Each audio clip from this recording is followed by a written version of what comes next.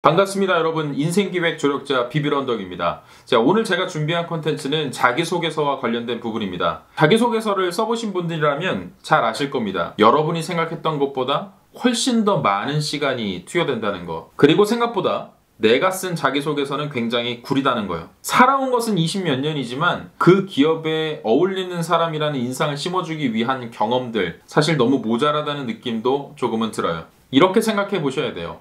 자기소개서를 어떻게 쓸 것인가 보다 누구한테 읽힐 것인가에 대해서 전략적으로 접근하는 것이 굉장히 중요합니다. 자기소개서는 누가 읽을까요? 현직자가 있습니다. 경험이 10년 정도, 20년이 채 안 된, 실제 지금 가장 많은 업무를 소화하고 있는 여러분의 선배들이 그 자소서를 읽고 있다는 것을 반드시 아셔야 됩니다. 사실 이 정도의 생각만 가지고 접근을 해도 방향을 어떻게 잡을 것인가에 대한 실마리를 찾을 수가 있다는 겁니다. 딱 하나예요. 이 자기소개서가 오너의 마인드로 쓰여졌는가, 아니면 실제 일하고 싶은 동료의 마인드로 쓰여졌는가를 보는 거예요. 대부분 서류를 광탈하는 자소서, 오너의 마인드를 가지고 자기소개서를 씁니다. 그 말은 여러분의 자기소개서가 지나치게 거창하다는 뜻입니다. 디테일이 없다는 뜻이고요. 내가 가지고 있는 관심 정도가 얼마만큼 미천을 드러나는가가 확연히 보인다, 그런 뜻입니다. 1차에서 나를 거를 만한 과장이나 차장 정도 되시는 그 실무자들을 공략하셔야 된다는 겁니다. 나랑 같이 일하고 싶은 마음이 생기게끔 실무자들의 관심이 쏠려 있는 그 분야, 그들끼리 통용할 법한 제품의 애칭, 그리고 그들이 가지는 하루의 패턴, 그래서 최소한 실무자가 겪고 있을 고민은 무엇인지를 먼저 공부하셔야 된다는 겁니다.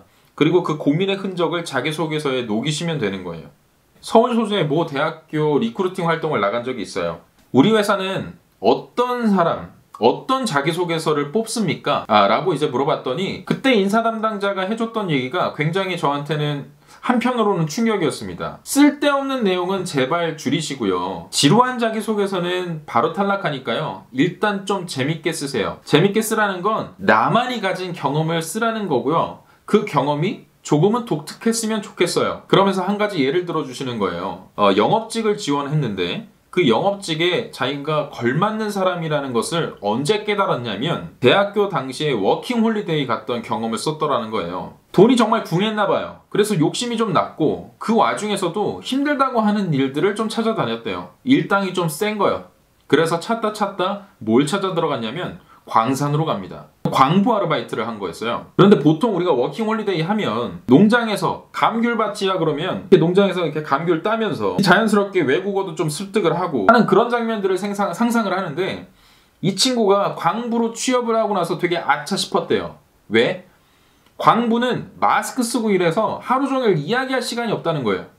그러니까 자기는 일하는 시간 동안은 그 달달달달 거리는 기계음만 듣지 영어를 들을 기회조차가 없었다는 거죠. 그래서 굉장히 후회를 했더랍니다. 그런데 어쨌든 자기는 지금 외국에 와 있고 영어는 배워야 되겠고 부모님한테 큰 소리는 쳐놨고, 그래서 영어를 배울 때 어떻게 배웠냐면 일당을 가지고 인부들한테 술을 사줬대요. 맥주 한 잔씩을 매일 돌리면서 사람을 바꿔가면서 그냥 그날 있었던 이야기를 했더라는 겁니다. 자기 출신에 대해서 이야기를 하고 질문도 던져보고 자기가 공부한 부분에 대해서도 얘기를 하고요. 그래서 영어 공부가 잘 됐을까요? 그 친구의 결론은 잘 되지 않았다였습니다. 잘 되지 않았다였어요. 반전이죠. 근데 그 친구가 뭐라고 결론을 냈냐면, 내가 그 힘든 광부 일을 하면서 나한테 주어진 환경이라는 것이 대화조차가 힘들다면 나는 물리적인 나의 시간을 줄여서라도 영어를 공부할 만한 시간을 확보해야만 했다. 영업사원이 가져야 되는 기본적인 인성이 이런 것이 아니겠느냐. 주어진 환경은 누구에게나 힘들 수 있지만 그 안에서도 돌파구를 찾기 위한 노력. 그런데 그럼에도 불구하고 결론적으로 영어를 마스터하는 데는 굉장히 어려운 시간이 걸렸지만 나는 당장 몇 달 뒤라도 충분히 영어를 마스터할 수 있겠다는 자신을 가져왔다. 그 자신감을 가지고 왔다. 굉장히 남다르죠. 남다른 거 맞아요. 그런 자기소개서는 바로 읽자마자 그냥 뽑혔답니다. 그러니까 반드시 남보다 차별화되는 그 포인트를 이야기를 해주셔야 되고, 그 포인트가 누구한테 보여져야 된다고요? 그 자기소개서가 누구한테 읽힐 거라고 상상을 하셔야 되느냐? 여러분의 선배가 읽을 거라고 생각을 하셔야 되는 겁니다. 본인도 10년 전에 취업 때문에 굉장히 고민을 많이 해봤고 그 경험이 아직까지 잊혀지지 않는 사람들이에요. 자기소개서를 어떻게 쓰면 좋을지에 대한 그런 스킬적인 부분에 매몰돼서 지나친 시간을 소비하지 마시고요. 차라리 그거보다 관심사를 충분히 이끌어내고 있느냐, 그 사람한테 정말 흥미로운 자기소개서가 맞느냐 하는 이 일단 전략적인 그 관점의 접근이 필요하다는 말씀을 드리고 싶습니다.